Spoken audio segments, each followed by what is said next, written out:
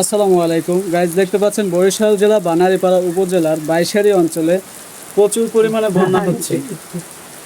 আর এই এলাকাগুলোতে হচ্ছে আবাসন অঞ্চল। তো আবাসনের এই জায়গায় পুরো ঘর ছোঁয়া ছোঁয়া পানি। আর নদীর কাছাকাছি বেশিরভাগ আবাসন হয়ে থাকে, আপনারা জানেন।